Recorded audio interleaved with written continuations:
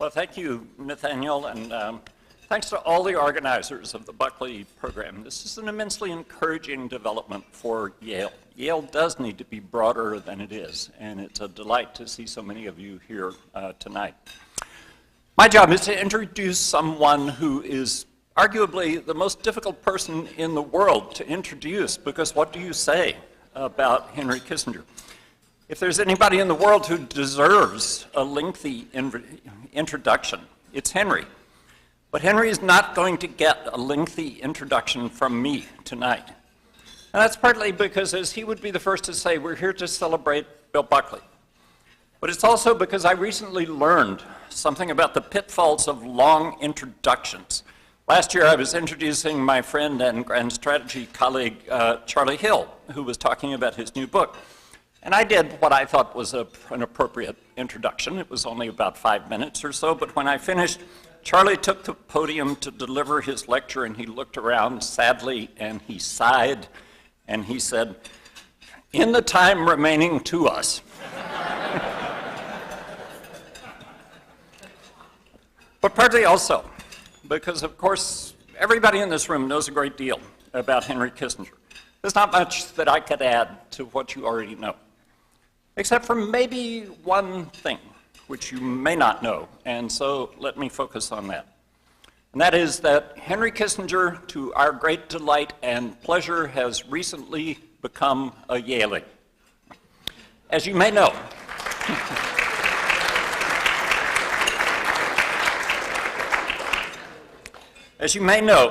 earlier this year, Henry and Rick Levin announced that the Kissinger Papers, roughly 1 million documents covering all aspects of Dr. Kissinger's long career, are going to be coming to Yale, where they will be available to future scholars alongside the papers of such distinguished figures as Colonel House, Henry Stimson, Bill Bullitt, Dean Acheson, Walter Lippmann, Cyrus Vance, and of course, William F. Buckley, Jr. And thanks to the generosity of a great friend of Yale and a great friend of Henry's, Charlie Johnson, class of '54, we will also be establishing a new center for the study of American diplomacy to be built around the Kissinger Papers and the other remarkable archival collections that we have here. So this has been, on Henry's part, an extraordinary vote of confidence in who we are here and what we do here, and we are most grateful. But this left the faculty and the students of the Yale Grand Strategy program in something of a dilemma when Henry came to visit our first class this semester. This was on the occasion when the university officially thanked Henry for the gift of the papers, but the first thing Henry did was to come to a session of the Grand Strategy class. And so it fell to the class to say, how can we thank Henry Kissinger? What can we do to express our appreciation? Our traditional gift for seminar visitors who come and lecture is a small pewter bulldog, but somehow that seemed inadequate given what had happened here over the last year. And besides, we realized, but only at the last minute, that we'd already given Henry a small pewter bulldog, so he already had one. So on the morning of Henry's arrival on campus, Charlie Hill mobilized our staff and our students to scour all of New Haven for something better. And I want to show you what we came up with. You'll see it presented to Henry by Bo Uganbayar, who is our first ever Grand Strategy student from Mongolia. This is it. Or it's supposed to be it. There it is.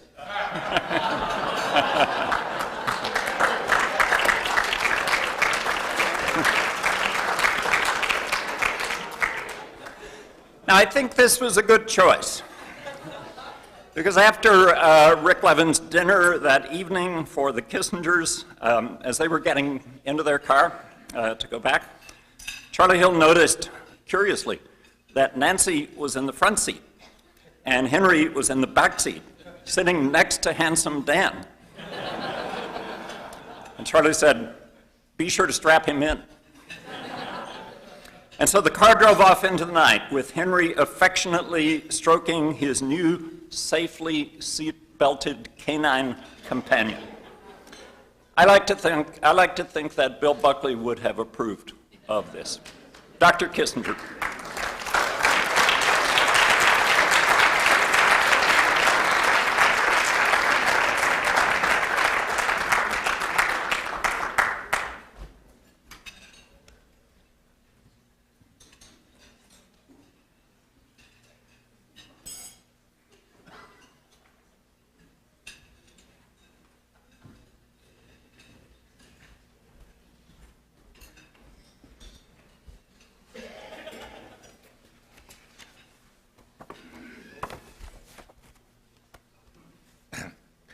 Can somebody move this laptop so that I can put my, as a I apologize about that.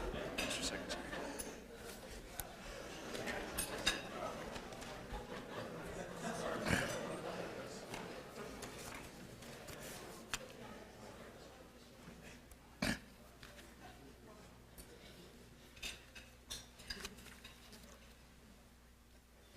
a number of you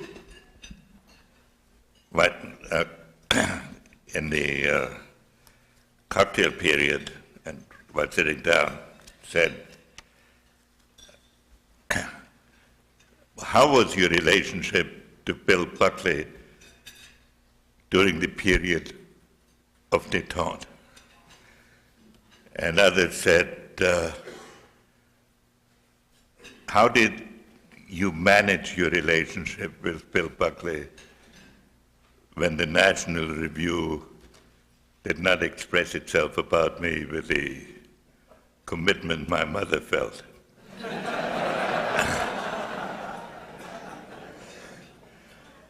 And so let me begin by saying,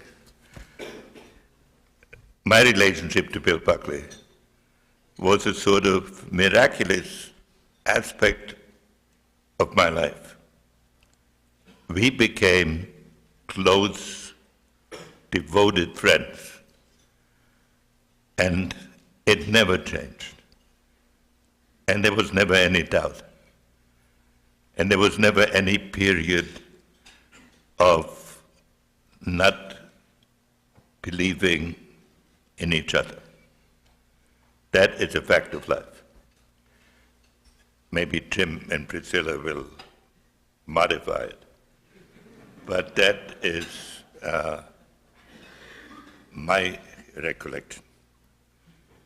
That this came about is very hard to understand, because I got to know Bill when he had written his first book. And I was editor of a magazine called Confluence, which tried to bring together European and American thinking on disputed topics, and which lasted about as long as it deserved to. And I don't know what possessed me to ask Bill for a contribution.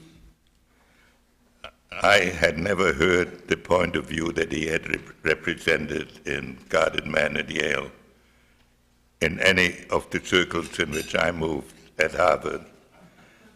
And indeed, no matter how much one explored at Harvard, one would not have found these views expressed. But I asked Bill to do an article, and he wrote an article in defense of Joe McCarthy. Well, that was such a sacrilegious idea that, to my eternal shame, I didn't have the courage to publish it. And so I began my friendship with Bill by turning down an article he had written, which I'm sure did not happen very often in his lifetime. then met at the Yacht Club in New York. And I considered myself a conservative,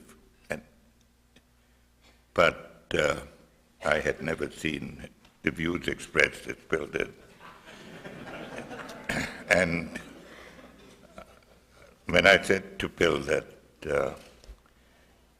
that he was expressing himself in a very graphic way, he said, and that I thought he was a little intolerant of his opponents, he said to me a very prescient thing.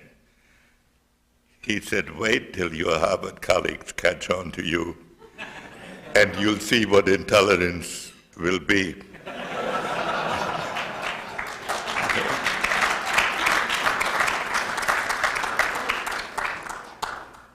And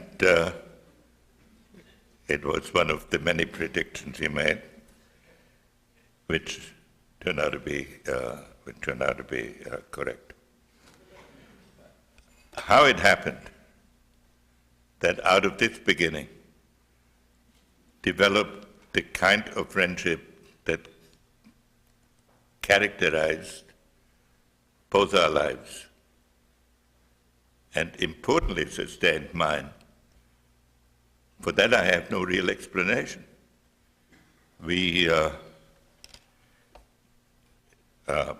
People who have seen Bill's correspondence know the many thoughtful, long, and letters he wrote to me. We kept, it's not that I could totally escape his comments, such as when he introduced me at the firing line, a program by saying Henry Kissinger reminds me of an athlete who is carried around the arena on the shoulders of the throng to universal applause while somebody else is winning the race.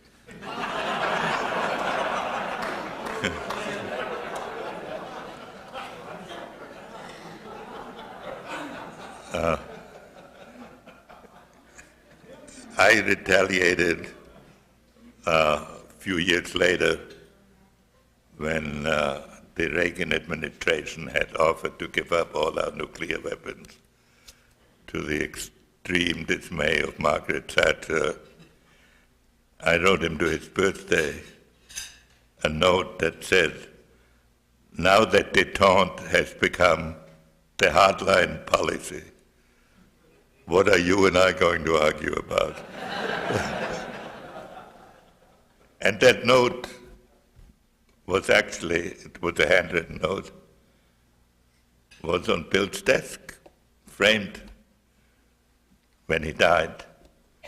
And Jim did me the great honor of giving it to me, and it's now on my desk.